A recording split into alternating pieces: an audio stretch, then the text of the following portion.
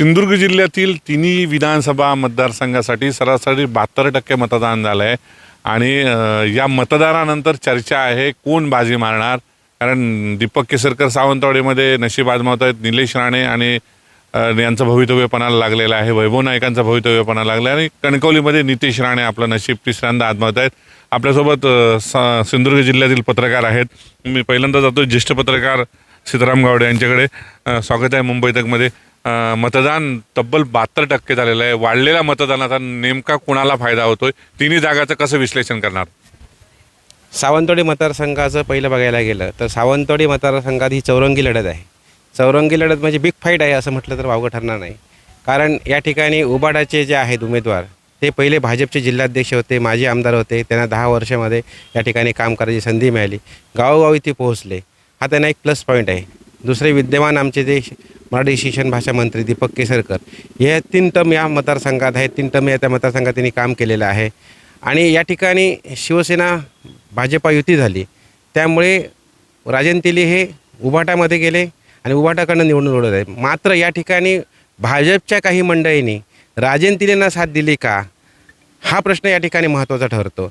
त्यानंतर राज्य उपाध्यक्ष युवा मोर्चाचे विशाल परब यांनी पण या ठिकाणी बऱ्यापैकी युवाई जी आहे, वाढलेला मतदार तुम्ही जो म्हणतात, म्हणजे 18 वर्ष ते 25 वर्षाच्या वयोगटातील मुलं जी आहेत ती विशाल परब याच्या कुठेतरी पाठीशी आम्हाला पाहायला मिळाली. त्यामुळे या मतदारसंघात चौरंगी लढत असली तर यात जी अर्चना खारे परब आहेत, या राष्ट्रवादीच्या कोकण विभागीय अध्यक्ष होत्या. त्यांनी या ठिकाणी गेली 10 वर्ष चांगलं काम केलं, राष्ट्रवादी रुजवली. त्यांना तिकीट मिळालं नाही, त्या अपक्ष राहिल्यात. त्यांनी घर टू घर जाऊन प्रचार आपला केलेला आहे. त्यामुळे या मतदारसंघात तरी फाईट आहे. कोण बाजी मारेल हे आता तरी सांगणं मुश्किल आहे, कारण बिग फाईट आहे या मतदारसंघ. येणारा उमेदवार जो आहे तो माझ्या अंदाजानुसार 6 ते 7,000 8,000 याच फरकाने होईल. मोठा फरकाने या ठिकाणी उमेदवार विजयी होणार नाही. चित्र आहे बघायला गेलं कुडाळ मालवण मतदारसंघ गेली 10 वर्ष त्या ठिकाणी वैभव नाईक विद्यमान आमदार आहेत. सच्चा शिवसैनिक, कडवट शिवसैनिक म्हणून लोकांची त्यांना शिवसेनेची त्यांना पसंती आहे. त्यांना तिसऱ्यांदा या ठिकाणी संधी दिली गेलेली आहे. मात्र वैभव नाईक सत्तेत नसल्यामुळे त्यांना 2.5 वर्षात का सत्तेत मिळाला, त्यातला बराचसा 2 वर्षाचा काळ कोरोनाचा गेला. सत्तेत नसल्यामुळे हवी तशी कामं वैभव नाईकना त्या ठिकाणी करता आली नाहीत. आणि एखादा आमदार सत्तेत असल्यानंतर लोकांच्या अपेक्षा वाढतात. त्या अपेक्षा तो आमदार पूर्ण करू शकला नाही की थोडंसं निगेटिव्ह वातावरण तयार होतं. तसं थोडंसं निगेटिव्ह वातावरण वैभव नाईकच्या बाजूने तयार झालेलं आहे विरोधात. त्यामुळे नवीनच जे आता रिंगणात उतरले लोकसभेचे माजी खासदार डॉक्टर निलेश राणे यांनी लोकसभेमध्ये चांगली कामगिरी केली. नारायण राणेंच्या निवडणुकीत त्या ठिकाणी जवळ तब्बल 14,000चं मताधिक्य त्या ठिकाणी कुडाळ मालवण मतदारसंघात मिळालं. आणि याचं सगळं लिडिंग हे निलेश राणे करत होते. त्यामुळे कुडाळ मालवण मतदारसंघात निलेश राणे आणि वैभव नाईक यांच्यात बिग फाईट होईल. येणारा उमेदवार हा तसाच 6 ते 7 8 10 हजाराच्या फरकाने येईल असं माझं गणित आहे. आणि कणकवली बघायला गेलं तर संदेश पारकर कणकवली आणि नितेश राणे हे नितेश राणे वन साईड सुटतील असा माझा अंदाज आहे. कमीत कमी 20 ते 25 हजाराचा फरक त्यांच्या मताधिक्यात राहील. कारण नितेश राणे जी बांधणी केली गेल्या 10 वर्षात, जी बांधणी केलेली आहे ती अतिशय मजबूत बांधणी केली आहे आणि हिंदूंचा रक्षक म्हणून त्यांना संबोधलं जातं. त्यामुळे नितेश राणेची ती जमेची बाजू आहे. काय वाटतं सावंतवाडीमध्ये पहिल्यांदा आपण तिन्ही मतदारसंघामध्ये सावंतवाडी पहिल्यांदा काय होईल थोडक्यात? सावंतवाडीमध्ये खरं तर राज्याचे शालेय शिक्षण मंत्री महायुतीमधून लढत आहेत आणि भाजपची फळी राणेने दिलेली साथ बघता निश्चितपणे वाढलेलं मतदान 1,61,000 एवढं जिल्ह्याच्या एकंदर विधानसभामध्ये इथे झालं आहे. आणि त्याचा म्हणजे जी 11 ते 12,000 वाढले त्याचा निकाल हा ज्याच्या बाजूने जी वळवली आहे त्याच्या बाजूने विजयाचं पारडं जाणार आहे. एकंदरीत केसरकरांनी पण प्रचार यंत्रणा बरी राबवली होती, कारण भाजप त्यांच्यासोबत होतं. ज्या पद्धतीने लोकांपर्यंत पोचण्याचा म्हणजे प्रचार डोर टू डोर आणि गेले 8 दिवस कंदील प्रचार जो झाला त्याचा परिणाम निश्चितपणे 4ही उमेदवार होणार आहे. कंदील प्रचाराचा इम्पॅक्ट जो आहे तो कंदील प्रचाराचा इम्पॅक्ट काय करतोय त्याच्यावर विजयाचं पारडं. एकंदरीत विशाल परबांचं नाव सगळीकडे आम्ही चाचपणी केली असता विशाल परबांनी ज्या पद्धतीत प्रचार यंत्रणेत आघाडी घेतली त्यामुळे केसरकरांना गतवर्षीपेक्षा निश्चितपणे मताधिक्य घटणार आहे हे जवळपास निश्चित आहे. कारण 16,000 ते 11,000 मतं केसरकर यायला तशी अडचण दिसत नाही. परंतु एकंदरीत पाहता मताचं घटलेलं दिसतं आहे आणि निश्चितपणे सांगता येत नाही. कारण राजन तेलींचा इम्पॅक्ट असा आहे, राजन तेली 2 वेळा निवडणूक लढली त्यावेळी त्यांनी कब्जा केला होता. पण यावेळी मात्र त्यांचं गुप्त म्हणजे जी गनिमी कावा म्हटला जातो तो गनिमी काव्याने ते निवडणूक लढवत आहेत. त्यामुळे निश्चितपणे केसरकरांना विशाल, अर्चना घारे आणि राजन तेलींचा गनिमी कावा किती कब्जा केसरकर बाजी मारतील असं म्हणणं हा एक्झॅक्ट केसरकर बाजू मालवण काय होईल? कुडाळ मालवणला वैभव नाईक आणि निलेश राणे यामध्ये टप आहे. माणगाव खोरा असेल, कुडाळचा शहर भाग असेल तो वैभव नाईकांच्या बाजूने आहे. एकंदरीत पाहता 70 ते 40% फरक आहे, 60-40चा. परंतु मालवण विधानसभाचा जो भाग आहे तिथे निलेश राणेंना वाचवेल मतदार तिथले, असं एकंदरीत चित्र आहे. निलेश राणे बाजी नाही तिथे खूप तिथे टप आहे, कारण लोकांच्या मनात वैभव नाईक आहेत. आणि म्हणजे एकंदरीत एक भाग बघता दोन्ही तालुक्यापेक्षा म्हणजे कुडाळ मालवणमध्ये इम्पॅक्ट तिथे आहे तो लोकांना. निलेश राणेंचा कॅम्पेनिंग जे आहे ते निलेश राणेंच्या बाजूने, पण कुडाळ प्रॉपरली कुडाळ शहर कोण मारेल तुमचं मत काय? बाजी कोण मारेल हे सांगता येणं कठीण आहे, पण निलेश राणेंचा जवळपास होरा अधिक आहे. कणकवलीमध्ये काय वाटतं? नाही, कणकवलीमध्ये टप होणार नाही असं नसलं तरी टप होणार, कारण काही मतं ही अल्पसंख्याकांची मतं आहेत. संदेश पारकरांकडे हलक्यात घेतलं जाते, तसं हलक्यात घेतलं जाणार नाही आहे. हा म्हणजे मुस्लिम उमेदवार होता, त्यामुळे तिथे नितेश राणे जिंकतील हा जरी होरा असला तरी तिथे सुद्धा सिंधुदुर्ग जिल्ह्यात आपल्याला वेगळ्या पद्धतीने चित्र दिसेल. इथे तुमच्याकडे पवार काय सांगाल? कारण दीपक केसरकरांची प्रतिष्ठापना लागले. सावंतवाडीतून आपण सुरुवात करूया. सावंतवाडी विधानसभा मतदारसंघामध्ये चौरंगी लढतीमध्ये सगळ्यात जास्त म्हणजे प्रचाराच्या यंत्रणेमध्ये विशालचं नाव सगळी विशाल परब असं आहे. परंतु गेल्या 3 टर्ममध्ये 15 वर्षामध्ये दीपक केसरकर यांनी ज्या पद्धतीने निधी आणला, कामं झाली नाही झाली हा विषय चर्चेचा होऊ शकतो. किंवा या विरोधात जे म्हणजे उद्धव बाळासाहेब ठाकरे शिवसेनेमधून निवडणूक रिंगणात आहेत, यांनी 2 वेळा भाजपमधून म्हणजे भाजपच्याच अपक्ष म्हणून निवडणूक रिंगणात उतरले होते. काही 15,000 मता पराभूत झाले. परंतु यावेळी त्यांनी जो प्रचार, त्यांनी ज्या पद्धतीने पूर्वीचे जे भाजपची मंडळी आहे त्यांच्यासोबत असलेली त्यांची मैत्री किंवा त्यांच्यासोबत असलेली त्यांची कामं हे पाहता त्यांनी कितपत त्यांना मदत केली या मदत काय वाटतं? याच्यामध्ये आपल्याला असं म्हणता येईल की दोघांमध्ये लढत शक्य आहे. एक म्हणजे दीपक केसरकर आणि राजन तेली, आणि त्याचबरोबर विशाल परब किती मतं त्यामध्ये घेऊ शकतात यावर केसरकरांचं यश अवलंबून असेल. कुडाळमध्ये काय? कुडाळमध्ये गेली 10 वर्षे वैभव नाईक हे आमदार आहेत. त्यांनी मोठ्या प्रमाणात आपल्या मतदारसंघामध्ये कामं केलेली आहेत. शासकीय महाविद्यालय म्हणा किंवा अनेक कामं जी झाली आहेत, सत्ता नसतानाही त्यांनी चांगलाच निधी आणलेला आहे, सत्ता असतानासुद्धा निधी आणलेला आहे. त्यामुळे आणि दुसरी गोष्ट म्हणजे ज्या पद्धतीने राणे यांनी आपल्या मुलाला शिंदे सेनेमधून जी तिकीट दिलं, हे कुडाळवासियांना काहीसं रुचलेलं दिसत नाही आहे. परिवर्तन होण्याची शक्यता कमी दिसते. वैभव नाईक विजयी होतील असं दिसतंय. कणकवलीमध्ये संदेश पारकर यांनी म्हणजे नगराध्यक्ष असताना केलेली कामं म्हणा किंवा तसा प्रभाव टाकू शकलेले नाही आहेत. त्यामुळे नितेश राणे त्या ठिकाणी बाजी मार. अभिमन्यू लोंढे आहेत, तुम्ही ज्येष्ठ पत्रकार आहात. सावंतवाडीमध्ये काय वाटतं तुम्हाला? पहिल्यांदा सावंतवाडीमध्ये जी लढत झालेली आहे ती रंगत झालेली आहे, चौरंगी झालेली आहे. दीपक केसरकर हे 3 टर्म म्हणजे मला वाटतं ते 30-35 वर्ष निवडणुकीच्या रणांगणात आहेत. प्रत्येक निवडणूक कशी जिंकायची हे त्यांना तंत्र आहे. आणि विशाल परबांनी बिग फाईट दिली. विशाल परबांकडे सैन्य होतं, 6 महिने त्यांनी सैन्य तयार केलं होतं, पण त्यांच्या सरदाराने अचानक फतवा काढल्यामुळे ते सैन्य परत महायुतीच्या बाजूला झालं. ज्यांना जिल्हा परिषद, पंचायत समिती, नगरसेवक व्हायचं आहे अशा लोकांनी प्रामाणिकपणे दीपक केसरकरांना मदत केलेली आहे. पलीकडच्या लोकांनी विशाल परब आणि राजन तेलीच्या बाजूने केले, कारण 2 वेळा राजन तेली या मतदारसंघात पराभूत झालेले आहेत. त्यांच्याकडे 1 ती संख्या होती. पण लढतीमध्ये जे सामदाम दंड वापरायचा असतो तो राजन तेली त्याच्यात कमी पडले. कारण ह्या ठिकाणी ठाकरे शिवसेनेकडे कालच्या लोकसभेला झालेली मतदान पाहता राजन तेलींना चांगल्यापैकी तिथे साथ मिळाली असती, पण ती राजन तेलींना सांभाळता आली नाही. आणि विशाल परब यांनी जे भाजपचे त्यांच्याबरोबर कार्यकर्ते होते, काय होते, ते अचानक फिरलेत. कारण केसरकर नाही म्हटलं तरी 30-40 वर्ष जवळपास काँग्रेसपासून ह्या सत्रात आहेत आणि त्यांना माणसांची ओळख आहेत. कारण सह्याद्री पट्टा किंवा काही भाग आहे. कोण मारू शकतील काय वाटतं? दीपक केसरकरांना जास्तीत जास्त चान्स आहेत आणि ही लढत खरी विशाल परब आणि दीपक केसरकरमध्ये होईल अशी शक्यता आहे. तेली इम्पॅक्ट करत नाही. तेलींकडे मतं होती पण त्यांना ती राखता आली नाही शेवटपर्यंत, असं चित्र उभं राहिलेलं आहे. कुडाळ मालवण काय वाटतं तुम्हाला? कुडाळ मालवणमध्ये मला मिळालेल्या माहितीनुसार जो छत्रपती शिवाजी महाराजांचा राजकोटचा पुतळा कोसळला त्या धर्तीवरही काही सैनिक मालवणमध्ये त्या वैभव नाईकांचा सपोर्ट करतील मालवण तालुक्यात. आणि जो कुडाळ तालुका जो आहे माणगावखरा कुडाळ हा वैभव नाईकांना सपोर्ट करील. निलेश राणेने तिथे चांगली फाईट दिलेली आहे. अनुभवी नारायण राणे, निलेश राणे, नितेश राणे ही त्यांच्या पाठीशी होते किंवा दत्ता सामंत असतील.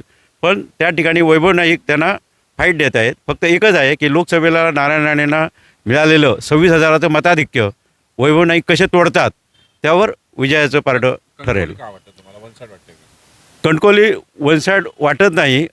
ऐनवेळी संदेश पारकरांना नितेश राणेंसमोर उमेदवारी मिळाली तरी त्यांनी चांगली लढत दिली.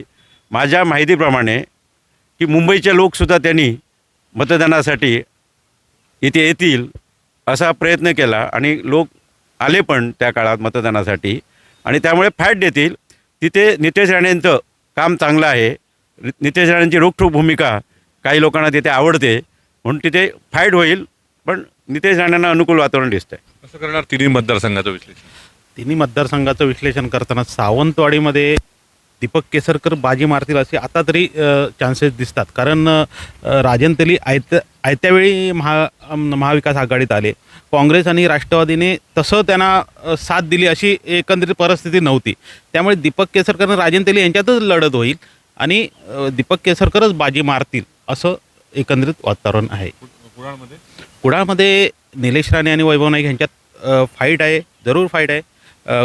कुडाळ मालवणचा माणगावचा काही पट्टा आहे तो वैभव नाईकांकडे आहे पण निलेश राणेंकडे आहे. त्यामुळे दोघांमध्ये चांगली फाईट होईल आणि ती सीट सुटताना 1-2,000चं मार्जिन राहील असं वाटतं. त्यामुळे कोण सांगता येणार नाही की बाबा हाच निवडून येईल असं. आणि कणकवली कणकवलीत संदेश पारकरनी चांगली लढत दिली. आयत्या टायमाला त्यांना उमेदवारी देण्यात आली. शेवटपर्यंत त्यांची उमेदवारी निश्चित होत नव्हती.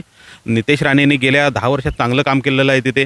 त्यामुळे तिथे तुळेबर लढत जरी नसली तरी मोठं मार्जिन विजयात नितेश राणेंच्या राहणार नाही. असं 15 ते 20,000चं राहील असं एक वातावरण आहे. बरोबर वाटतंय. खरं तर ह्या सगळ्या इम्पॅक्ट करताना सिंधुदुर्ग जिल्ह्यातल्या तिन्ही विधानसभा मतदारसंघात काय जाणवलं तुम्हाला? कारण जरांगे फॅक्टर जो आहे तो मराठवाड्यामध्ये कुठेतरी चालताना पाहायला मिळतोय. जरांगे फॅक्टर इथे चालला किंवा अन्य काही गोष्टींचा इथे मतदानावर काय परिणाम झालाय का? आणि मतदान जे आहे ते 65-68% 72% झाले. कुठचाही फॅक्टर म्हणण्यापेक्षा लक्ष्मीचं दर्शन बऱ्याच जणांना झालं आणि काही वर्षापासून या लक्ष्मीचं दर्शन व्हायला लागल्यामुळे निवडणुकीचे वारे बदलू लागलेले आहेत.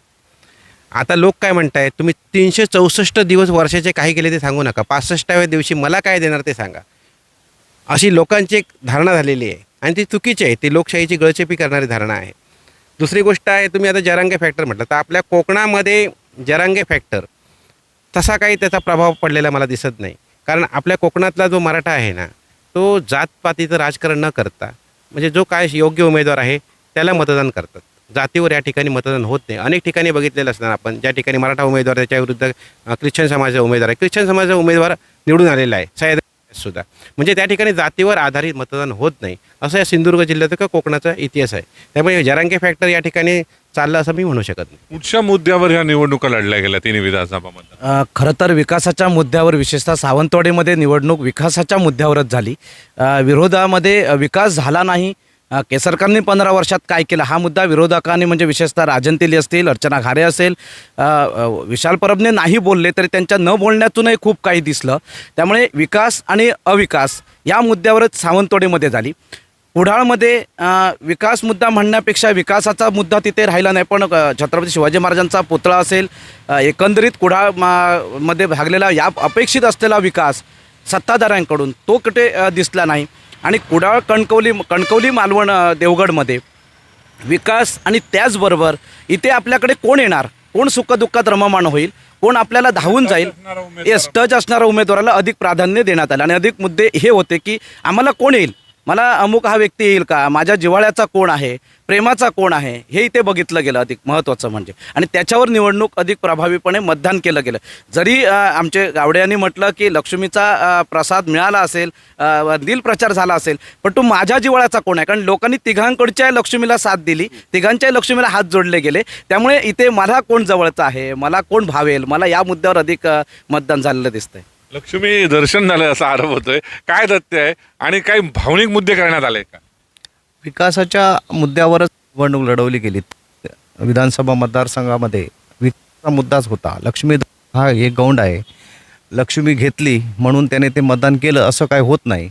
अनेक ठिकाणी आपल्याला हे दिसून येईल. अतिरिक्त जी मतं पडली आहेत, ती मतं आली आहेत, ती मतदारांची आहेत. म्हणजे असं असलं तर ते त्यांचा एक वेगळा इम्पॅक्ट असतो की नवे जे युवा मतदार आहेत यांचं विकासाची कल्पना वेगळी आहे. सावंतवाडीमध्ये मतदान झालं 1,64,000.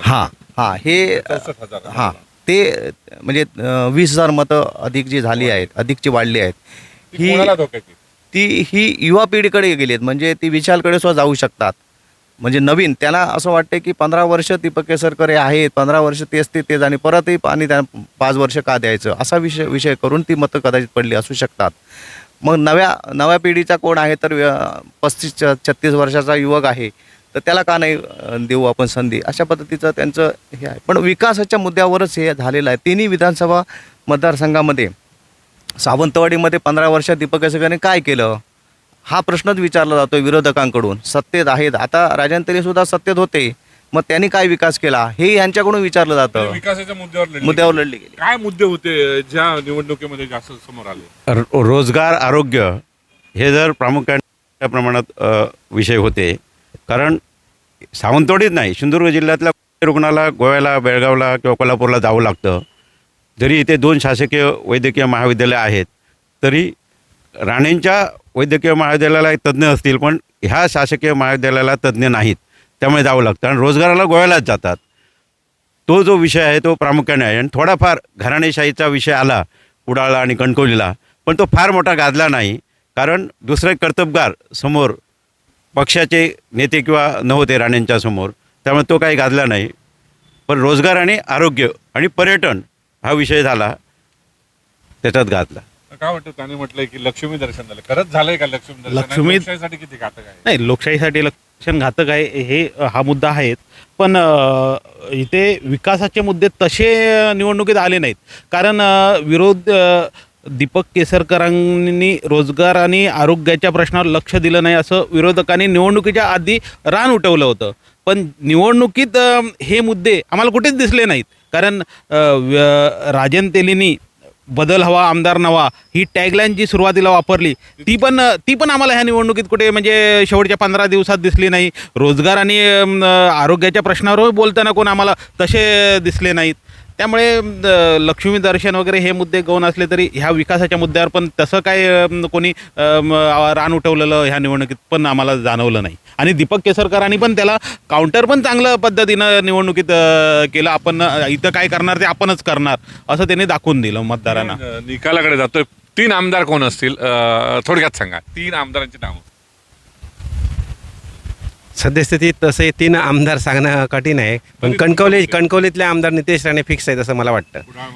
कुडाळ मालवणमध्ये निलेश राणे आणि वैभव नाईक यांच्यात लढत होईल.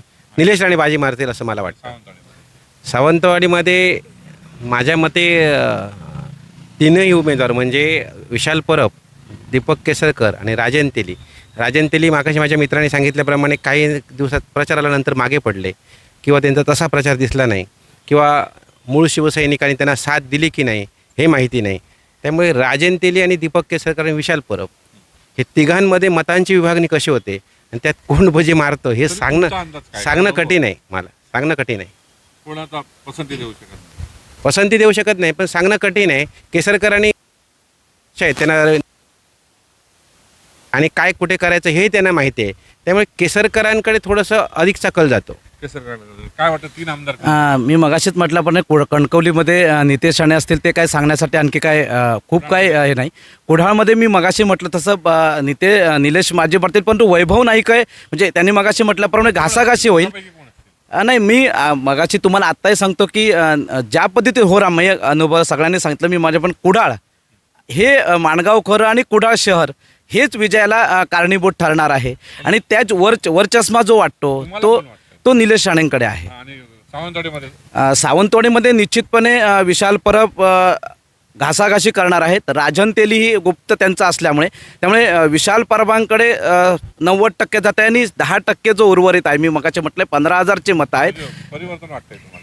निश्चितपणे चमत्कार घडणार आहे असं एकंदरीत वाटतंय. आणि परंतु चमत्कार घडता घडताही केसरकरांचे साईबाबांचं प्रेम, जनतेवरील आशीर्वाद, साईबाबा काय घडवतील हा चमत्कार कोणाला हा निश्चित उद्या सकाळी 11 वाजेपर्यंत कळेल. बदल घडतोय म्हणतात, काय वाटतंय तुम्हाला? बदल घडण्याची शक्यता तशी कमी दिसते आहे. ज्या पद्धतीने सावंतवाडीमध्ये सावंतवाडीचे आमदार हे 4 उमेदवार आहेत. 4ही उमेदवार तुल्यबळ आहेत. तसं बघितलं तर महिलांची मतं एकत्र घेतील. फायनल याच्यामध्ये जात असताना राजन तेली आणि केसरकर यांच्यामध्येच फाईट आहे. आणि याच्यामध्ये असं होऊ शकतं की केसरकर विजयी होतील असं वाटतंय. कुडाळ मालवणमध्ये वैभव नाईक निष्ठेचे पाईक म्हणून त्यांचे प्रचार झालेला आहे. कणकवलीमध्ये नितेश राणे शक्यता आहे. काय वाटतं कणकवलीतून? कणकवलीतून नितेश राणेंचा कल दिसतो आहे आणि तिथे संदेश पारकरांनी चांगल्यापैकी लढत दिलेली आहे. पण देवगड हा भाग जो आहे तो भाजपशी हे आहे, तो त्याला संदेश पारकरला मारक ठरेल. कुडाळमध्ये वैभव नाईक आणि निलेश राणेंनी चांगली फाईट दिलेली. तिथे जरा अनुकूल वातावरण हवा जी हवा आहे ती हवा राणेंची असली तरी वैभव नाईकला बाजूने कल येईल असं वाटतं. सावंतवाडीमध्ये राजन तेली आणि विशाल परब यांनी चांगली फाईट दिली. आमच्या मित्रांनी म्हटल्याप्रमाणे अर्चना घारेने सुद्धा महिलांची मतविभागणी करण्याचा प्रयत्न केला. पण जे संख्याबळ पक्षांचं आणि जे सैन्य होतं त्यामुळे दीपक केसरकरांचा कल सर्वाधिक. काय वाटतं आणि जे कोण बाजी मारतील 3 विधानसभेत? नाही, सावंतवाडीचा विचार केला असता तर सावंतवाडीत राजन तेली आणि दीपक केसरकर यांच्यातच फाईट होईल आणि थोडंफार दीपक केसरकरांचं पार्ट थोडं जड आहे वाटतं. कणकवलीमध्ये नितेश राणेंचं पार्ट जड आहे. कुडाळमध्ये वैभव नाईक आणि निलेश राणे यांच्यात फाईट होणार. कुठलाही उमेदवार सुटला तर तो आमच्या अंदाजानुसार 2 ते 3 हजारने. मला काय वाटतं तुम्ही काय कुडाळ मालवणचं कोणीही सांगू शकत नाही काय होईल असं ते. हे सगळे पत्रकार आहेत आपल्यासोबत. अजून लोंढे म्हणतायत. मला एक असं सांगायचं आहे की सिंधुदुर्ग जिल्ह्यात आतापर्यंत दहशत मारामाऱ्या व्हायच्या निवडणुकीला ह्यावेळी राजकीय नेता पदाधिकारी आणि कार्यकर्त्यांनी ते टाळलं. त्याबद्दल त्यांना धन्यवाद द्यायला पाहिजे. दहशत आणि शांतता एकत्र आल्याचं चित्र ह्यावेळी दिसलं, त्यावेळी धन्यवाद द्यायचं. प्रशासनानं पण चांगलं काम केलं या निवडणुकीत. सिंधुदुर्ग जिल्ह्याच्या आतापर्यंतच्या निवडणुकीत जे काही असे प्रकार होत होते ते रोखण्यात प्रशासनाला यश आलं.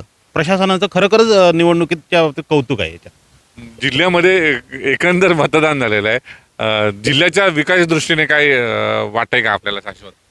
विकास सदृश्य परिषद दिसत नाही कुठे.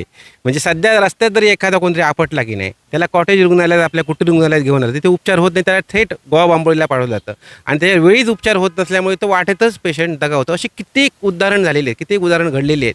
त्यामुळे विकासाची तसा मुद्दा निवडणुकीत कुठचाही दिसला नाही.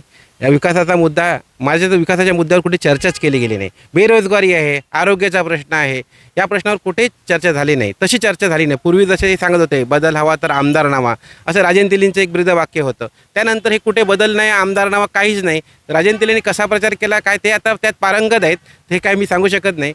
परंतु एक गोष्ट निश्चित आहे की यावेळीच्या निवडणुका संपूर्ण सिंधुदुर्ग जिल्ह्यातील शांततेत पार पडल्या आणि याचं सर्वस्वी श्रेय या भागातल्या प्रशासनाला पण तेवढंच दिलं पाहिजे. सावंतवाडीचे प्रांताधिकारी आहेत हेमंत निकम, त्यांनी या ठिकाणी चांगलं काम केलं. सगळ्यांनी योग्य सन्मानजनक वागणूक देऊन चांगलं काम केलं. तहसीलदारांनी चांगलं काम केलं.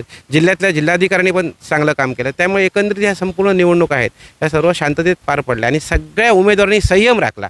टीका टिप्पणी होत होते, शेवटच्या टोकापर्यंत टीका केली जात होती, परंतु कोणत्याही उमेदवाराने त्याचा आकांतांडव केला नाही, संयम राखला, हे निश्चित आहे. एक शेवटचा प्रश्न, करिअर घडवणारी निवडणूक, विशाल परबांचं, दीपक केसरकरांचं, राजन तेलींचं आणि संदेश पारकर, या निवडणुकीनंतर करिअर घडणार आहे, काय वाटतं तुम्हाला? खरं तर चांगला प्रश्न विचारला की लोकांकडे ही उत्सुकता ती आहे. मी कालपर्यंत आज बाजारात सकाळी गेलो त्या विचारलं की आता करिअर काय, विशाल परब जर अनकेस विशाल परबांना अपयश आलं तर विशाल परबांचं राजकीय भवितव्य काय, एकंदरीत त्यांच्यावर झालेला व्हिडिओ क्लिप असेल आणि काय असेल तर विशाल परब कुठे असतील. पण खरं सांगायचं म्हणजे मी म्हणतो की विशाल परबांना कौतुक करावंच लागेल. एक पत्रकार म्हणून मी तुम्हाला जबाबदारीने सांगतो की 36 वर्ष तरुणाने ज्या पद्धतीत सावंतवाडीमध्ये आतापर्यंतच्या इतिहासामध्ये ज्या प्रबंधाने प्लॅनिंग केलं, ज्या पद्धतीने त्यांनी गेले 2-3 महिने काम केलं आहे आणि लोकांपर्यंत मनात जाऊन पोचले युवक वर्गामध्ये, आणि युवकांना जे हवं भाजप पडले तर भाजपमध्ये कमबॅक करतील का? कमबॅक, निश्चितपणे कमबॅक. कारण भाजपने त्यांना कमबॅक करण्यासारखंच आहे. कारण त्यांनी जे कॅम्पेनिंग केलं ते काय करतायत यापेक्षा कॅम्पेनिंग केलं युवक वर्गाच्या ताब्यात आहेत ते, आणि युवक वर्ग त्यांच्या बाजूने आहे. त्यांना किती मतं मिळतील हा दुय्यम भाग झाला त्यांच्या परीने म्हणा किंवा एकंदरीत. अदृश्य हात होते हातात पाटील. एक्झॅक्ट अदृश्य हात होते. मी कारण अदृश्यात त्यांना अवतर एक उदाहरण आहे. मला आत्ता एकाने सांगितलं की सावंतवाडी शहरामध्ये भाजी विक्रेत्याने सांगितलं की थेट मला सांगितलं की मी विशाल परबांना मत घातलं, म्हणजे अदृश्य शक्ती होती. राजन तेली आणि दीपक केसरकरांचं काय भवितव्य थोडक्यात? केसरकरांचं भवितव्य, केसरकर जिंकले तर त्यांना मंत्रिमंडळात स्थान आहेच. काही झालं तरी मुंबईचे पालकमंत्री ते होणारच आहेत महायुतीची सत्ता आल्यावर. राजन तेलींचं भवितव्य असं आहे की उभाटामध्ये तिन्ही कोकणमध्ये जर उभाटा बॅकफूटवर गेली तर मोठा प्रश्न राजन तेलींसमोर, की राजन तेलींचं नाळ ही भाजप यांच्याशी गेली 10 वर्ष निगडीत आहे. इथे विद्यमान पालकमंत्री रवींद्र चव्हाणांनी कमबॅक जो केला आहे सिंधुदुर्ग जिल्ह्यात, संदेश पारकरांचं काय? आणि संदेश पारकरांना सुद्धा विचार करावा निश्चित लागेल. परंतु संदेश पारकरांसाठी मी तुम्हाला सांगतो की संदेश पारकरांना स्कोप आहे. संदेश पारकरांनी ही निवडणूक लढवली ती शेवटच्या जसं सतीश सावंतने गेल्या वेळी, पण त्याने आता त्यांचं पडल्यानंतर पण वय झालंय, त्यामुळे शेवटची नाही शेवटच्या समोर, कारण लोकांना अजून संदेश हवा आहे. संदेश हवा आहे आणि संदेशने ते काम करत राहावं. अपयशापेक्षा अपेक्षित आहे. मी शेवटचा प्रश्न घेऊन येतोय, अदृश्य हात होते का कोणाच्या पाठीमागे? हां, विशाल परब यांनी स्वतःच सांगितलेलं आहे की आपल्या पाठीमागे अदृश्य हात आहेत, आणि ते अदृश्य हात कोणाचे हे आपल्याला सगळ्यांनाच माहीत आहे. जी व्हिडिओ क्लिप व्हायरल झाली याच्यावरून आपल्याला कळतं आहे की कोणाचे हात आहेत. की भारतीय जनता पार्टी त्यांच्यासोबत होती, परंतु युती असल्यामुळे सरळ सरळ उघड त्यांना तो प्रचार करता आलेला नाही, हे स्पष्ट आहे. म्हणजे अदृश्य हात दिसले आणि ते कमबॅकही करतील असं एकूण चित्र आहे. काय वाटते, अदृश्य हात या निवडणुकीमध्ये सावंतवाडीसह जिल्ह्यात कुठे दिसले का? निश्चितच त्या ठिकाणी सावंतवाडीसह सिंधुदुर्गात कुडाळ मालवण असेल किंवा कणकवली विधानसभा असेल, अदृश्य हात आहेत आणि त्या अदृश्य हातांची निश्चितच वजनदार कामगिरी असेल. तुम्हाला एक शेवटचा प्रश्न विचारतो, तिन्ही विधानसभा मतदारसंघाचे आमदार कोण असतील? कणकवलीमध्ये कोण असेल? तुर्तास महायुतीची चर्चा आहे. कणकवलीमध्ये विद्यमान आमदार नितेश राणे यांची जोर आहे. कुडाळ मालवणमध्ये आपले निलेश राणे जे आहेत, नारायण राणेंचे सोबत, आणि सावंतवाडी विद्यमान आमदार दीपक केसरकर यांची नावाची चर्चा. लोंढे, या अदृश्य हातामध्ये तुम्हाला सावंतवाडी दिसले का अदृश्य हात? हा ना, अदृश्य आहेत नक्कीच आहेत. पण एक सांगतो की तो विशाल परबांना फायदा झाला असता, पण जी क्लिप व्हायरल झाली आणि त्यानंतर अप्रत्यक्ष केसरकरांना साईबाबा प्रसन्न झाल्यासारखं झालं की सगळी शक्ती केसरकरांकडे एकटवली, आणि त्याचा फायदाच केसरकरांना ह्या निवडणुकीत बहुतेक झालेला आहे. आणि त्यामुळे भाजप ही ताकद त्यांच्याकडे राहिली. जरी विभागली विशाल परब राजन तेलींकडे काही मतं विभागली गेली तरी भाजप एक गट्टा राहिली, आणि जर विजय केसरकरांचा झाला तर तो भाजपमुळेच झाला असं मानावं लागेल. क्लिपचा काय फायदा? क्लिपचा फायदा होणार नाही. पण एक तुम्हाला सांगतो, 2019च्या निवडणुकीत राजन तेलींना शेवटच्या क्षणी AB फॉर्म भाजपने दिला नाही आणि त्यांनी अपक्ष लढले आणि त्यांना सगळ्या भाजपच्या पदाधिकारी कार्यकर्त्यांनी तेव्हा मदत केली होती. पण ह्यावेळी तसाच होरा थोडासा होता, पण वरून महायुती घट्ट झाली. देवेंद्र फडणवीस, एकनाथ शिंदे आणि एकत्र त्यांनी निवडणुका लढायच्या ठरवल्या. त्याच्यानंतर रवींद्र चव्हाणांनी सावंतवाडीत येऊन जी बैठक घेतली भाजपच्या कार्यकर्त्यांची, ती कुठेतरी दीपक केसरकरांच्या पत्त्यावर पडली आणि दीपक केसरकरांच्या पत्त्यावर पडली आणि विशाल परबांना त्याचा कुठेतरी फटका बसला. त्यामुळे अदृश्य हात तसे दिसले नाहीत आम्हाला. अदृश्य हात जसे विशाल परबांच्या पाठीमागे होते, तसेच अदृश्य हात राष्ट्रवादीच्या अर्चना घारे यांच्या पाठीमागे असल्याचे दिसतात. कारण काय, त्यांनी स्वतः सांगितलं आहे की मी राष्ट्रवादीची आहे, मी अपक्ष नाही तर राष्ट्रवादीची आहे, शरद पवार साहेबांना मानणारी आहे, अशा पद्धतीने सांगितलं असल्यामुळे त्यांना कितपत त्याचा फायदा होतो हे आपल्याला पाहावं लागेल. या निवडणुकीत ते अदृश्यात दीपक केसरकरांच्या आम्हाला पाठीशी दिसले, कारण दीपक केसरकरने 2 टर्म शिवसेनेमधनं लढवले. त्यामुळे ज्येष्ठ काय शिवसैनिक होते हे दीपक केसरकरांशी कोणत्या ना कोणत्या कारणाने जोडले गेलेले होते. त्यामुळे काही हात आम्हाला दीपक केसरकरांच्या पाठीशी दिसले. अर्चना घारेंना राष्ट्रवादीने म्हणजे महाविकास आघाडीत त्यांना उमेदवारी मिळाली नाही, पण राष्ट्रवादी त्यांच्या पाठीशी राहिली, वरिष्ठ नेते पण त्यांच्या पाठीशी राहिले, म्हणूनच त्यांचं शेवटपर्यंत निलंबन पण झालं नाही.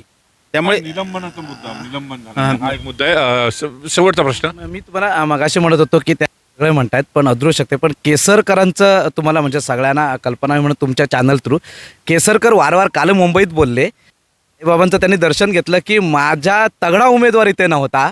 ह्या केसरकरांच्या विधानाकडे खूप गांभीर्याने बघावं असं वाटतं की तगडा उमेदवार म्हणजे केसरकरांना नेमका कसा तगडा हवा होता विकासात्मक, म्हणजे त्यांनी महाराष्ट्रामध्ये आपलं ज्या पद्धतीने राजकारण समाज महाराष्ट्रामध्ये ज्या प्रवक्ते म्हणून आहेत त्यांनी अदृश्य शक्ती जरी किती असली तरी त्यांच्या मागे रवी चव्हाणांची आणि राणेंची अदृश्य शक्ती ही त्यांना म्हणजे ते म्हणून म्हणतात की माझ्यासमोर तगडा उमेदवार नव्हता. ह्या विधानाशी सहमत आहात का? तगडा उमेदवार नव्हता. हो नक्कीच, कारण दीपक केसरकर वगळता या ठिकाणी सावंतवाडी मतदारसंघात पर्यायी चेहरा असा कोणी तयार झालेला नाही काय, त्यामुळे दीपक केसरकरांना जॅकपॉट लागणार हे निश्चित आहे. दीपक केसरकरांना जॅकपॉट लागणार असं म्हटलं जातं. हे होते सावंतवाडीचे सगळे पत्रकार जे मुंबई तकच्या विशेष भागामध्ये सहभागी झाले होते. सगळ्यांचं फार फार धन्यवाद. तिन्ही विधानसभा मतदारसंघावर जास्त पसंती आहे. कणकवलीमध्ये नितेश राणे विजय होतील. कुडाळ मालवणमध्ये 50-50 मानलं जातं आणि सावंतवाडीमध्ये काटेकी टक्कर असली तरी दीपक केसरकरांना काही जण पसंती देतात, काही जण विशाल परवांना पसंती देताना पाहायला मिळतात. राजन तेलींचा प्रभाव असल्याचं म्हटलं जातं आहे. मात्र तिन्ही मतदारसंघामध्ये महायुतीचं घोडं सुसाट असल्याचं बोललं जातं आहे. मात्र नेमकं काय होणार ते चित्र शनिवारी 23 तारीखला स्पष्ट होईल. कॅमेरामॅन वेदांसह भरत केसरकर, मुंबई तक, सिंधुदुर्ग, सावंतवाडी.